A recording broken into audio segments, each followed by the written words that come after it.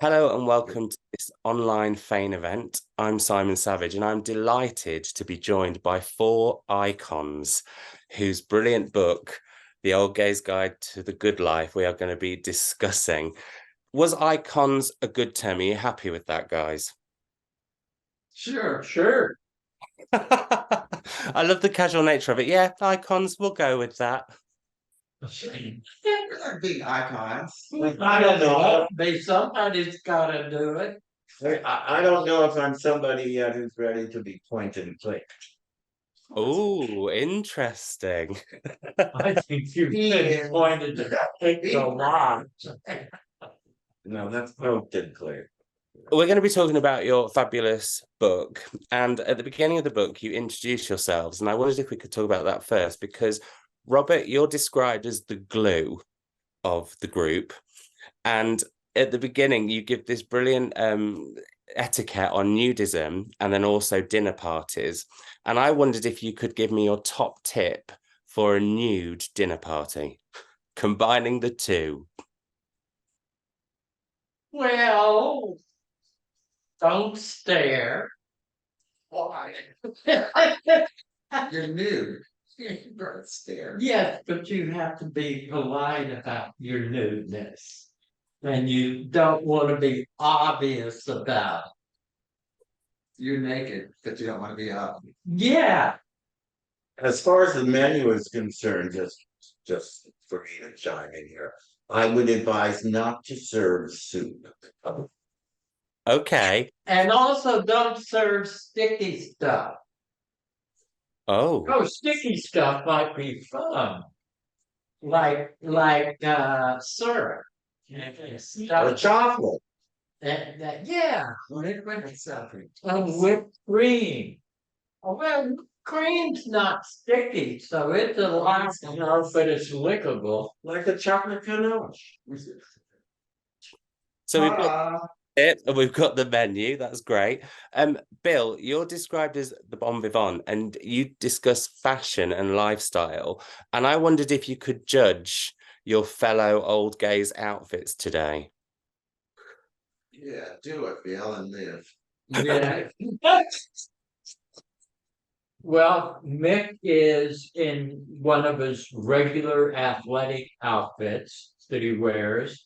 He always has a nice snug shirt or no shirt and nice pants. And Bob is the star of Revivals, our local thrift store.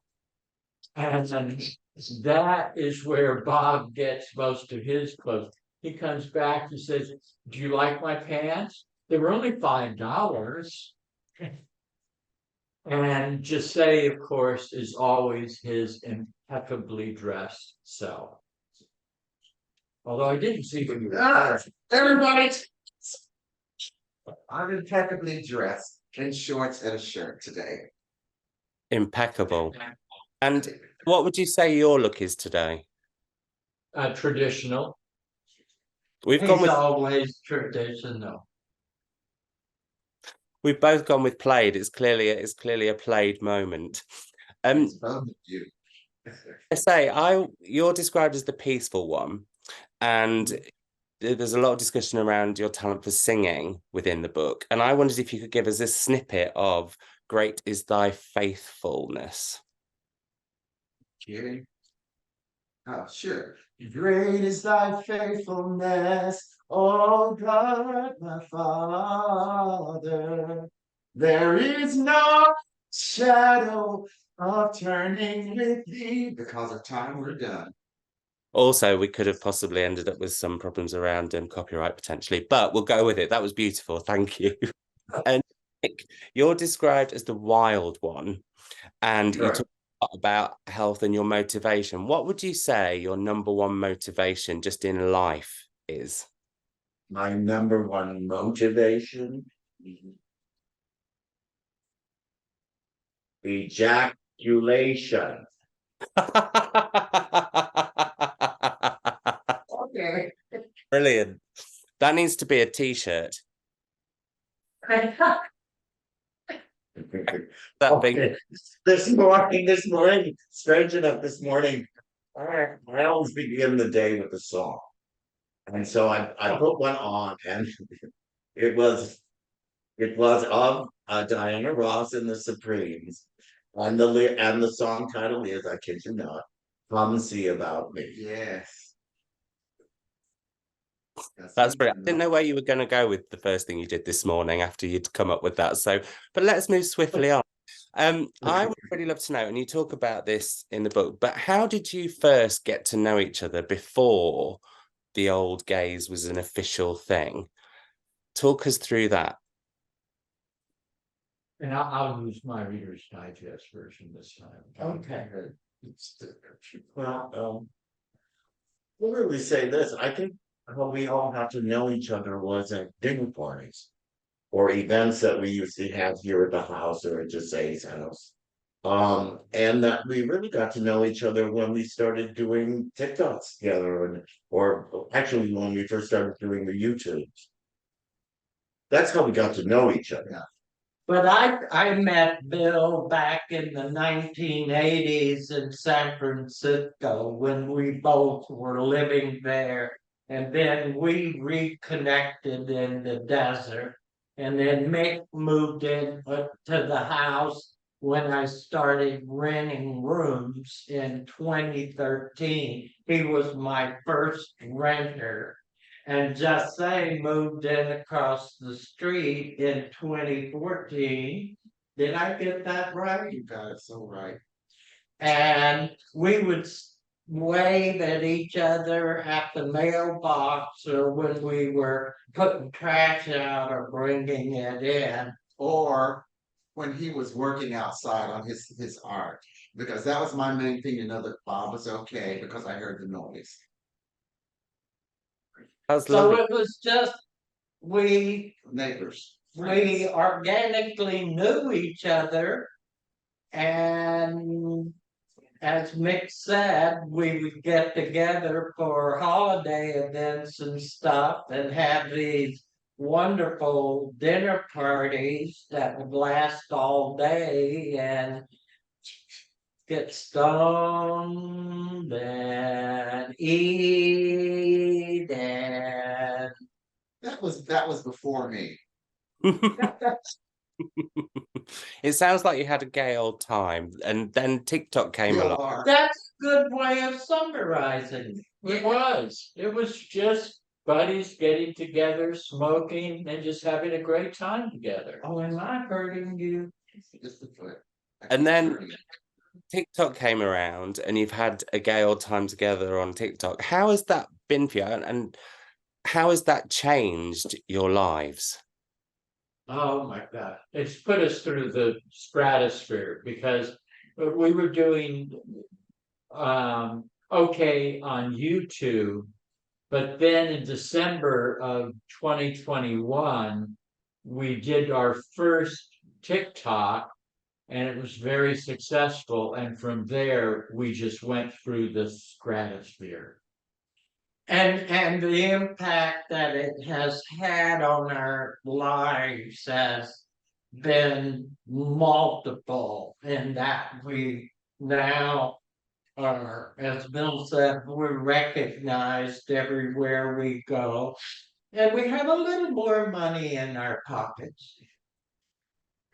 Yeah, I mean, 11 million followers later, which is where we are on TikTok, and I don't know how many, billion views we've had now that we've been on for so long. For me, I don't really think it's changed my life all that much. I still live very simply, and I choose to do so. I think part of it is the fact that we're 100 miles east of Los Angeles. And so, we're not caught up into the day-to-day life of Hollywood. That's really interesting. What about you, Jessay? How's it changed your life? You've been very quiet, and it's always the quiet ones I watch out for. I'm quiet. Okay. Financially, it has given me peace and calm. That's been the main thing. I do like to spend, and I do it, but I'm still a penny pincher in so many ways. But I'm happier now, and I'm sleeping so much better. And he's hugging many more people. Yes, I'm going to that's ask a you, must. because you brought so much joy to so many people. And that's one of the things that I loved about this book as well. There's a lot of joy in here, but also I wept quite a few times. Like the book takes you on a journey, which we'll come to. But Yes. how has it been to give that joy to people and hear that joy come or see that joy coming back at you? That must be incredible. Oh, and we just had gay pride here this last weekend, and we went to it, and people would walk by us and they'd go, oh my God, it's the old gays. And then you'd think they were almost going to start crying. It's absolutely amazing the people's reaction to us when they see us. They see one of us and they look around and we're all there and they just go crazy. Because it's rare that we're all out there. But seeing fan comments coming back to us about what we've meant to them and their lives and helping them through critical periods of their life, like coming out to their parents, to hear that we're helping so many people is really very heartwarming. I can imagine. And what made you decide to write a book together?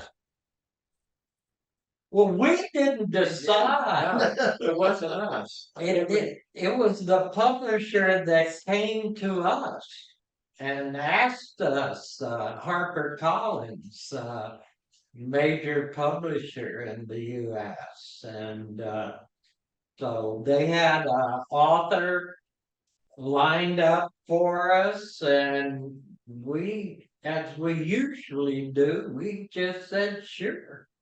And ran our mouths. And I don't know if you know this or not, Simon, but we've also recorded the book in our own voices. So the audible book is going to be us telling our own story. I didn't know that, but I'm now going to have to listen to it as an audiobook as well, because I think that will add a lot as well in terms of emotion and in terms of just here. One of the things that links into, though, that I really loved about the book was the style in which it's written in this kind of conversational style, almost occasionally confessional, which I really, really love too. But it felt like I was, without this sounding slightly odd, having a conversation with all four of you and finding out lives. Was that something that you really wanted readers and listeners to get out of the book? Well, that's really the conceit that our writer Gibbs Bear came up with. And just a correction, Gibbs was actually brought to us by our agent, our literary agent at A3. And she came up with the idea for the book. She had put a proposal together, and then the agent sent it around to different publishers. And the ones that snapped it up were the wonderful people at HarperCollins. Karen Rinaldi, our editor, who just was so supportive, and she gave us the right note, which was just to tell the story of your life and just be yourself, be authentic, because that's what our fans, our following, want to see. It's totally how it feels, because you're all incredibly open and honest. And was there any moments when you were doing this book where you're like, I just can't tell that story? Or were there any moments where you were surprised at the stories of the others? I tell you, with me, I was caught off guard with some of my stuff because I forgot about it. It's different reading it silently than doing it audibly. And I had to actually step away for a couple of times when I was doing that part. It's like, whoa, okay, I said it, but now to read it back out loud got to me. So that's good. And that's when I knew it was going to be a good book for us. If it makes me cry or something. And also Gibbs did an absolutely wonderful job when she interviewed us, because we would be interviewed as a group 2 or 3 times, but then the rest of us was individuality. So that's where the conversational part of the book took place. I thought that was done beautifully, and I thought, yeah, I just felt very much like I was a fly on the wall and really getting to hear your stories. Good. I want to go back a bit because one of the things that I found incredibly well, there's an interesting thing in the fact that obviously there was a time where it was not so easy to be gay and be openly gay, and you all talk about that. And you talk about the sort of secrecy and some of the shame, but also you talk about the fact that there was this kind of illicit nature to it that was also quite powerful. So that's quite a mixture of emotions. And I wondered if you could talk about that now, because I just found that that must have been quite a dichotomy to go through. I think that going out and cruising the park and stuff like that, and knowing that that was something being watched by the police, if you will, that there is kind of an extra little thrill there, knowing that you're doing something that in other people's eyes is illegal, but in your own way of thinking, it's who you are. And I think that struggle was something that I was quite aware of often as I was going through my coming out years in St. Louis back in the late 60s and 70s. And with all of you, the ways you talk about coming out are really again very emotional, and you all came out at different points and at different points in your lives. What would you give as advice to anyone coming out now? Because it's still a very difficult thing for people. I think people think it's really easy now, but it's not. It's still a very complex thing, but also it's something that you kind of have to do almost every day. People don't say that, do they? Like, you come out, and I think people think that there's some flags that go off, there's some glitter behind you, but actually they can be really difficult conversations in the workplace. They can be difficult conversations. It's a real minefield. So I wondered if you could give advice from each of you on that, and also some of your experience. Well, my experience is I never literally came out to my family, and I never fooled around with other kids when I was young, and I played it straight all the way through high school until I got my driver's permit and drove down to Laguna Beach, punked myself down on the beach, and had sex with a man for the first time. And it was hard to do it at that time because there was so much police presence and, trying to snag, gay people and that kind of thing. Then I discovered Hollywood, and I would find myself when I was driving into Hollywood to cruise Hollywood Boulevard that I was both extremely excited about this new experience, but at the same time, I was really afraid. So I had no peers to talk to, but I was excited, put me up here, but I was very cautious about what I did. I think Bill's comment about not having peers to talk to is so important, though, because I believe that if someone is coming out, try to have some really close friends that you can share your struggles with and get feedback. Because coming out with someone is a lot easier, I think.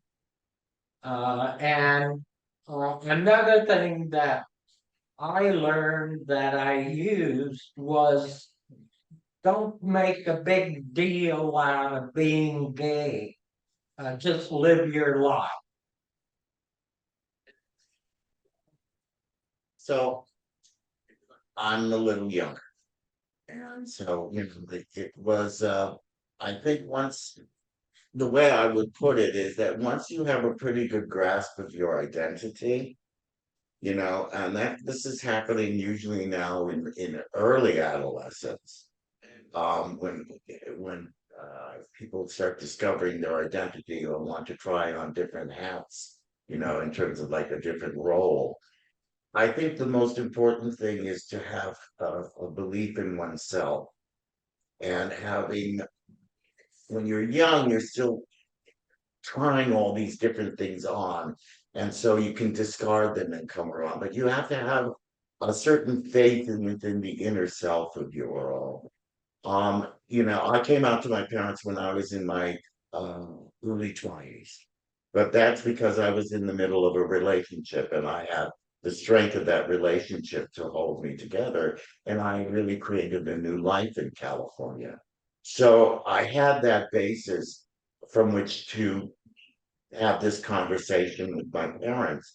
And as it turned out with my father, it wasn't really much of a conversation needed since he accepted the relationship.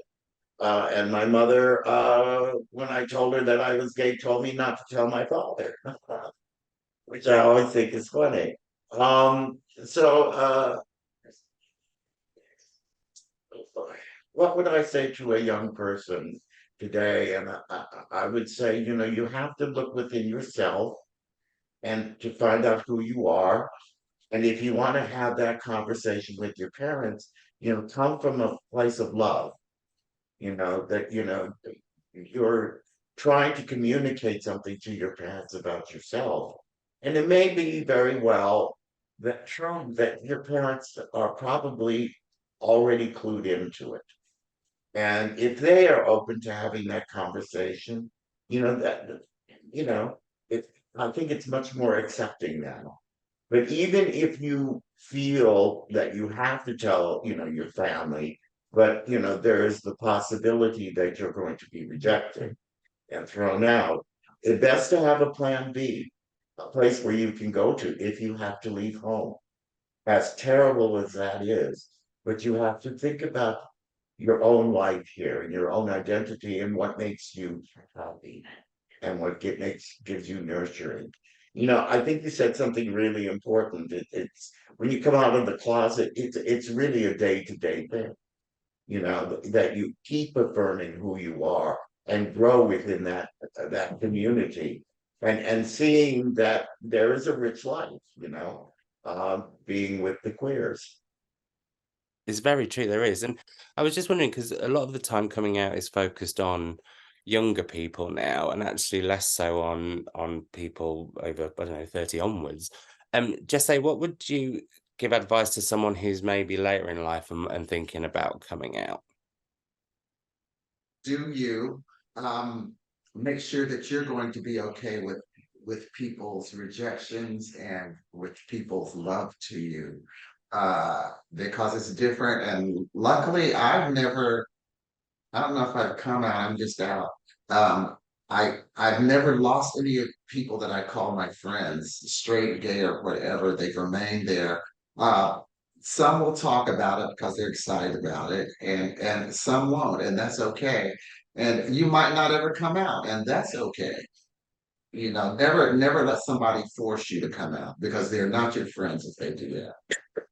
That's so true. And I think sometimes there is kind of an emphasis that everyone should be out, but actually it's very different for every individual person. And just like Yeah, saying earlier, just being gay, like we're all very different within that gay community. So I think it's yeah. about remembering who you are and celebrating yourself.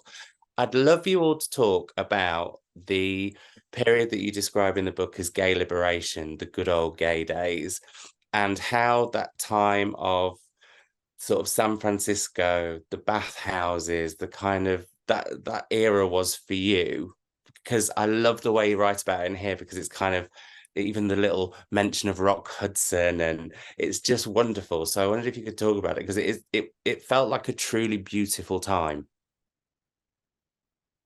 Yes. Looking back on it, yeah, I mean, I came out at the time, this was before HIV. This was that really incredible time in which, you kind of felt you could do anything. Well, of course, I moved to Southern California, and I discovered San Francisco, gay San Francisco. And I lived in, Southern California, and it was just a wonderful place to be.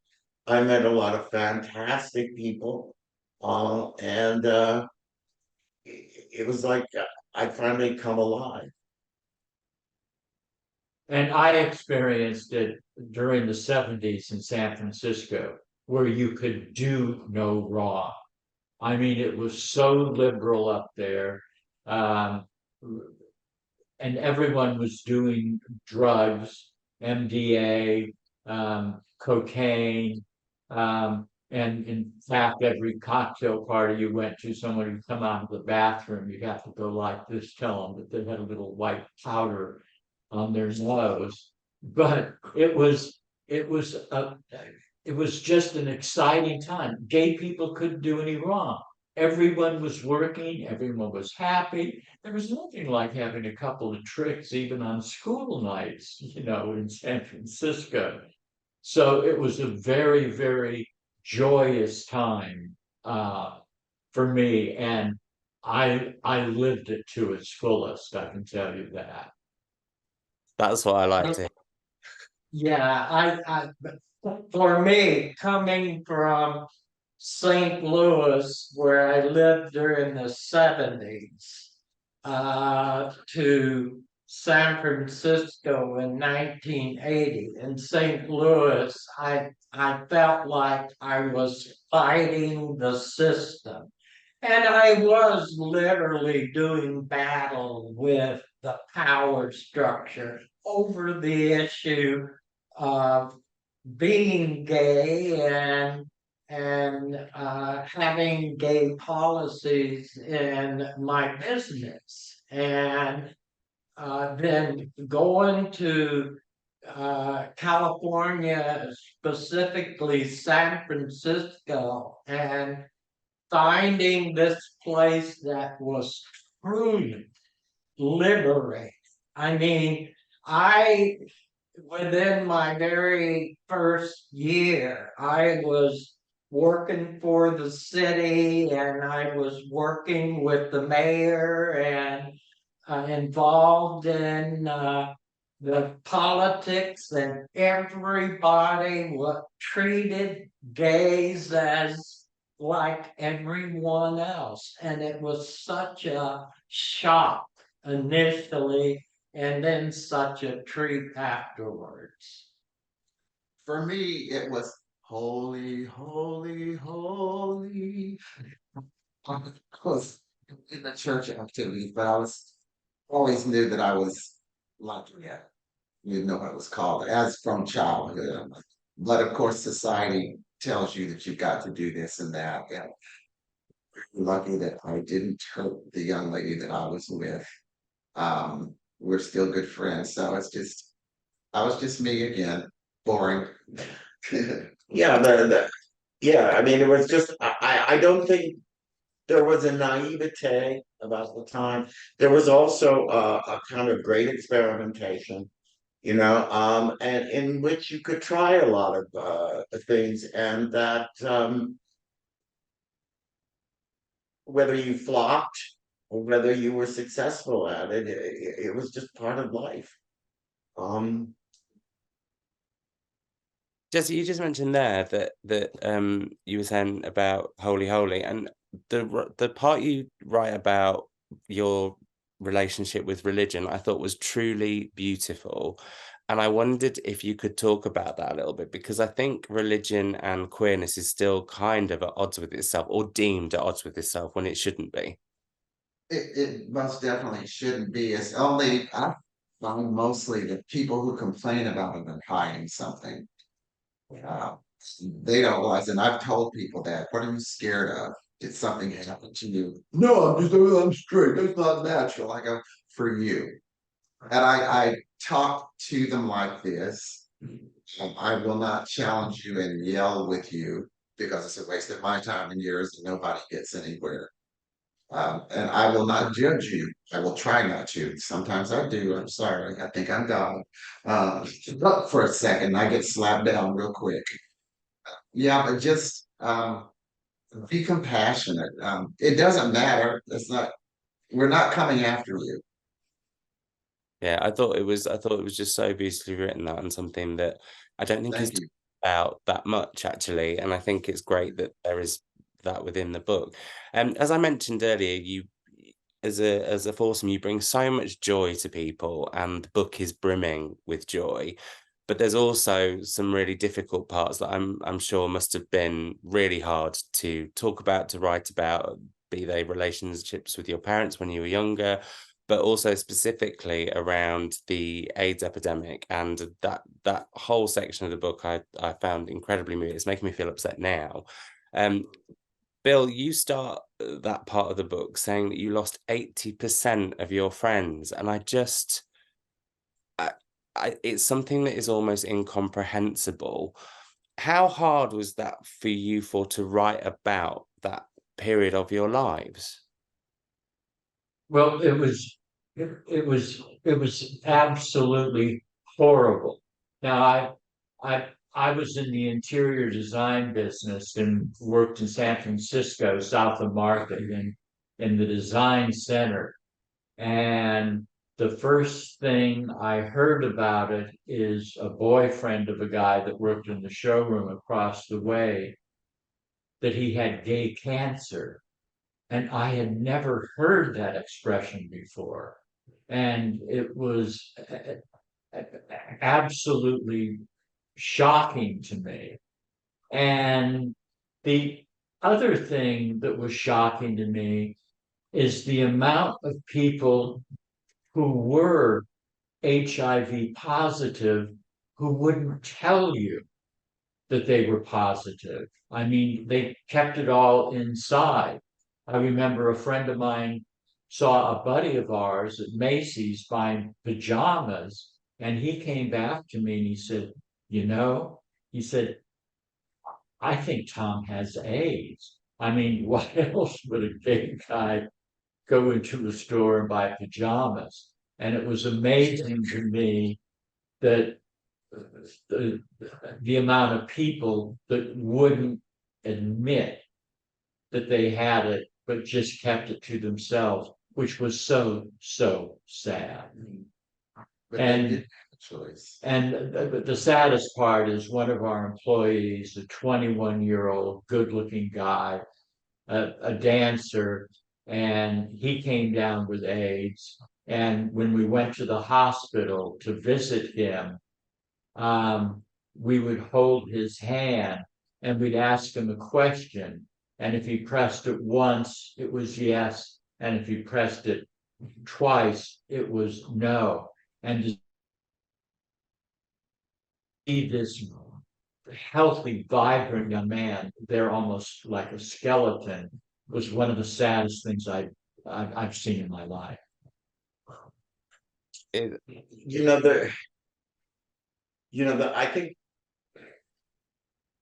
a lot of people, well, see, I was called to action during that time. I remember spending a lot of time marching and protesting, particularly in support of what was then known as the Ryan White Care Act in the United States. And that was the first act. It was named after Ryan White, a young boy who had hemophilia and who contracted HIV through a blood transfusion and was shunned.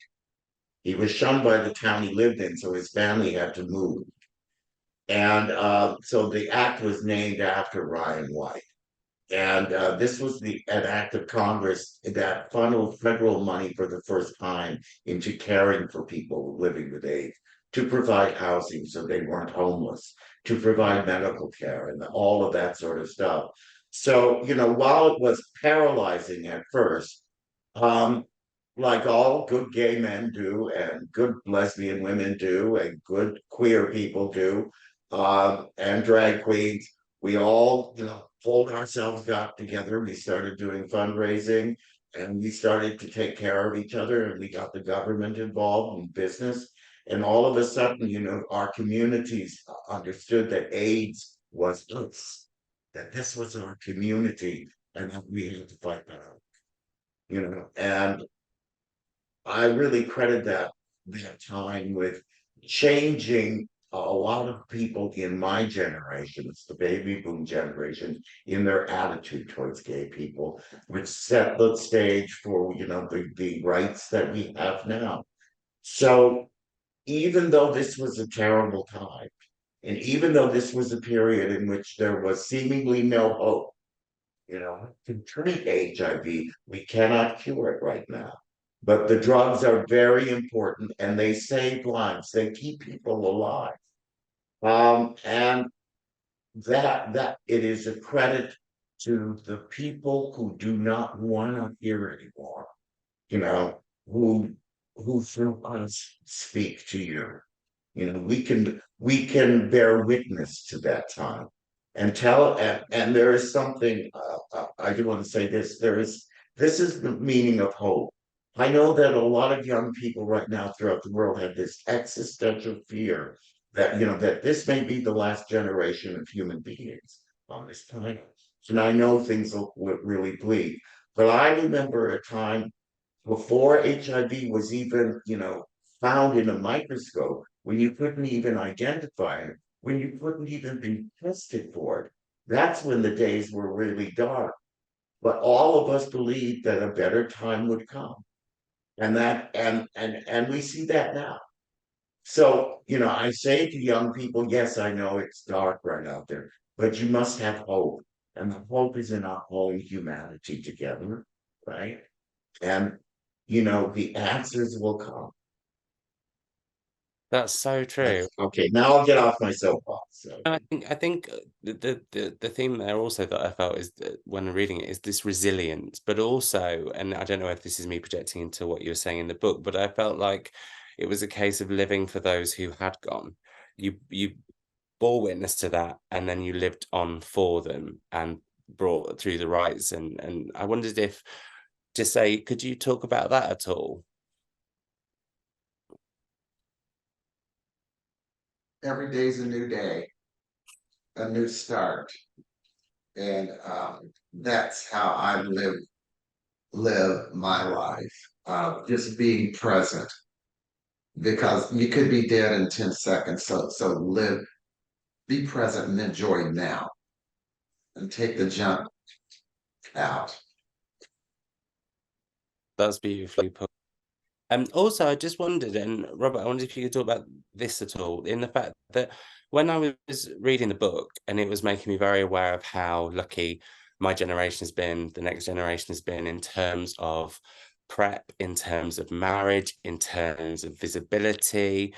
What I love is that not one of you is, and it could be the case, some people could feel very bitter about how it is for generations now. None of you are like that. And you all talk about the hope and the positivity. And Mick, you were just saying about hope. Was that another reason why you wanted to write this, so that you could address that as well as talk about like the past and the shadows from the past, but also how the future is looking brighter in some ways? Sorry, Well, that was I a did. question. I did.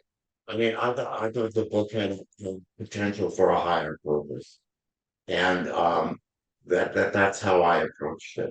And if you look, we dedicate the book to those that have come before us.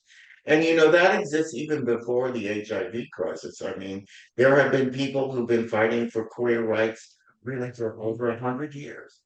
And many of them perished in the concentration camps. Many of them are at risk of their lives even as we speak. So that the struggle continues, and that if I always say if one person is not free, then we are still not free, and that's my approach. That's how I see it. No, I think that's very true. I want to move on to sex, because sex is a chapter within the book, and something that I absolutely loved, and I thank all four of you for, is how honest and frank you were about it. And I think that you get this brilliant line between being slightly titillating, but also just very honest. And it's the sort of thing that if I'd had that chapter when I was at school, my life would have been a million times better. And I think, again, that's an incredibly generous thing of you all to do. Were any of you nervous about that? Or was it just like, no, come on, this is our chance, we'll tell it? I was going to say warts and all, but warts don't come into it. I always am. I'm very private, so to open up did a good job of getting me to talk. And it's because of being raised on the fear of first we were taught as Black people to keep it quiet, don't put your business out in the streets and share it with everybody. And that's hard to overcome because you realize that you do need other people to help you through it. And I didn't have that. I was all on my own. And I want to be there always for somebody to come to. So that I can just sit there, shut up, and listen. And I had no inhibitions about talking about it because sex is a very, very important part of any gay or lesbian's life. And I just wanted to tell I had no qualms talking about it at all. What about you, Robert? I think at the beginning, there was an element of being nervous about having sex and how you're going about having sex. But at the same time, it added an element of excitement to it. And I think that at least in the early years, was part of what sex was all about at the time. That if you were going to have gay sex, you were taking chances. But over time, it's just become so ordinary, if you will, that the excitement's gone. I still have the excitement. I was going to say, oh, no, please, all have the excitement. Keep the excitement, definitely. Yeah. We all need as much excitement as we can get in life, frankly. So, also one of the things that I really loved about the book was that I felt a message that I got from it was that this is not just about us being accepted as queer people, gay people. This is also about us accepting ourselves and accepting our friends, our strengths, our weaknesses, everything. That was a real message for me. And I wondered if that was intentional for four of you. I think so. At least from my perspective, it was. And, I felt like that over my life, I have learned things that I think are worth passing on to the next generation. And that was definitely part of my thought processes as I was interviewing for the book, is that I wanted to impart some lessons. And what about for the rest of you?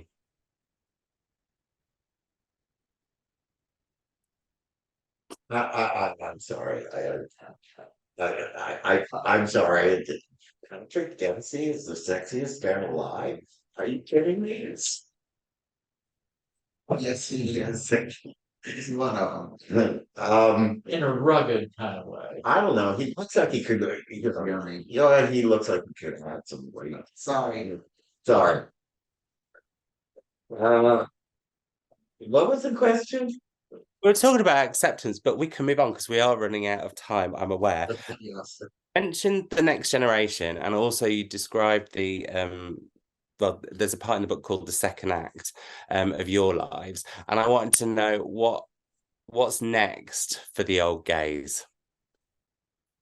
Is there Waking going to up tomorrow. There is a movie? I can see it all. Well, there are some things in the works that we can't talk about. Big things, big things. Like what?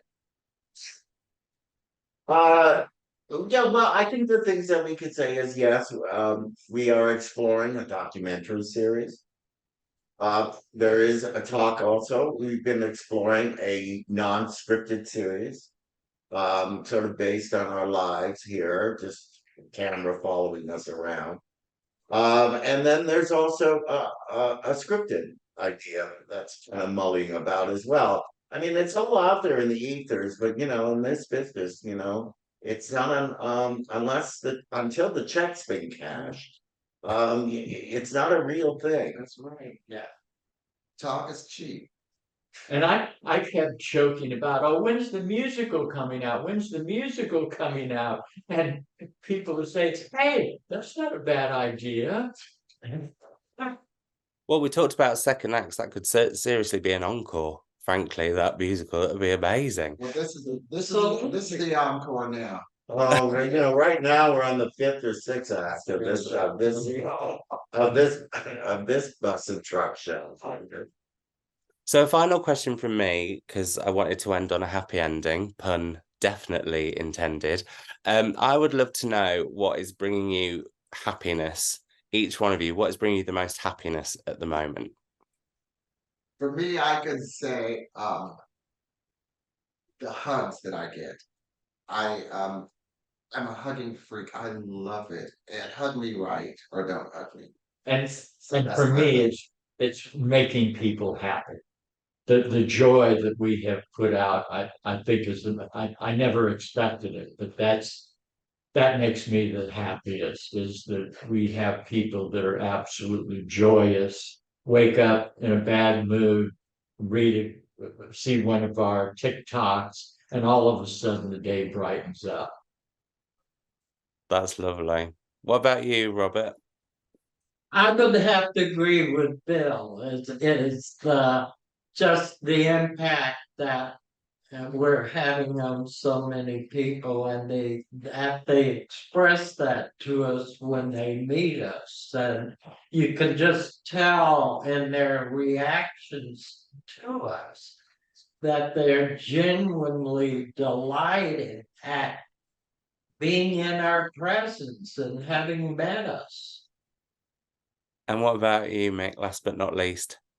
I think for me, what makes me happy is being at one with the world.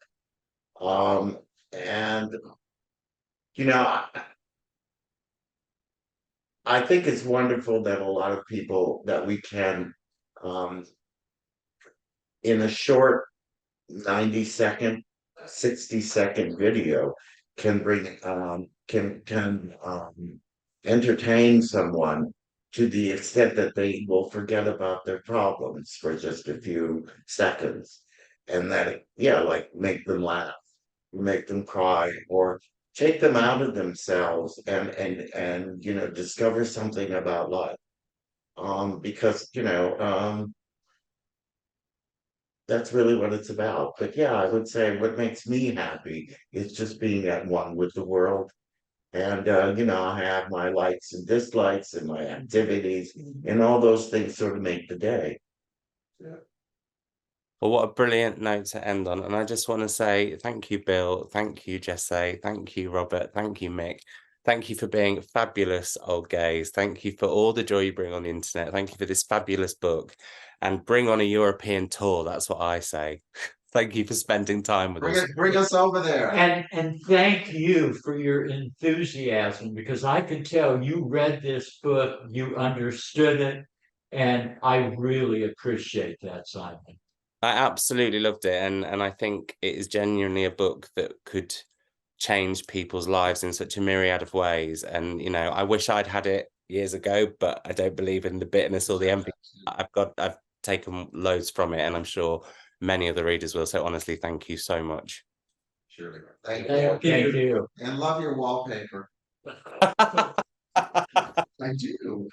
We already talked. We already talked about that. It's late. That's when you were late. You were late to that conversation. It's real.